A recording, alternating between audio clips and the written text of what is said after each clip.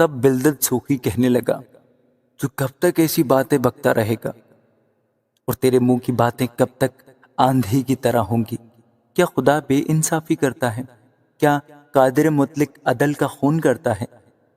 اگر تیرے فرزندوں نے اس کا گناہ کیا ہے اور اس نے انہیں انہی کی خطا کے حوالے کر دیا، تو بھی اگر تو خدا کو خوب ڈھونڈتا اور قادر مطلق کے حضور منت کرتا، تو اگر تو پاک دل اور راست باز ہوتا تو وہ ضرور اب تیرے لیے بیدار ہو جاتا اور تیری راست بازی کے مسکن کو برومند کرتا۔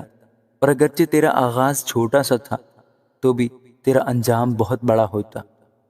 ذرا پچھلے زمانے کے لوگوں سے پوچھ اور جو کچھ ان کے باپ دادا نے تحقیق کی ہے اس پر دھیان کر، کیونکہ ہم تو کل کے ہیں اور کچھ نہیں جانتے، اور ہمارے دن زمین پر سایہ کی مانند ہیں۔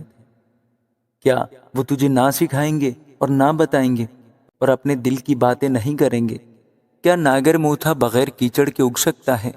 کیا سرکنڈا بغیر پانی کے بڑھ سکتا ہے؟ جب وہ ہرا ہی ہے اور کاٹا بھی نہیں گیا تو بھی اور پودوں سے پہلے سوکھ جاتا ہے۔ ایسی ہی ان سب کی راہیں ہیں جو خدا کو بھول جاتے ہیں۔ بے خدا آدمی کی امید ٹوٹ جائے گی، اس کا اعتماد جاتا رہے گا اور اس کا بھروسہ مکڑی کا جالا ہے۔ وہ اپنے گھر پر ٹیک لگائے گا لیکن وہ کھڑا نہ رہے گا، وہ اسے مضبوطی سے تھامے گا اور وہ قائم نہ رہے گا۔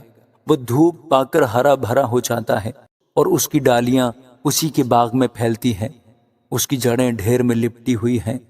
وہ پتھروں کی جگہ کو دیکھ لیتا ہے، اگر وہ اپنی جگہ سے نیست کیا جائے تو وہ اس کا انکار کر کے کہنے لگے گی کہ میں نے تجھے دیکھا ہی نہیں۔ دیکھ اس کی راہ کی خوشی اتنی ہی ہے اور مٹی میں سے دوسرے اگائیں گے۔ دیکھ خدا کامل آدمی کو چھوڑ نہ دے گا، نہ وہ بد کرداروں کو سنبھالے گا۔ وہ اب بھی تیرے منہ کو ہنسی سے بھر دے گا اور تیرے لبوں کو للکار کی آواز سے۔ تیرے نفرت کرنے والے شرم کا جامہ پہنیں گے اور شریروں کا ڈیرا قائم نہ رہے گا۔ آمین۔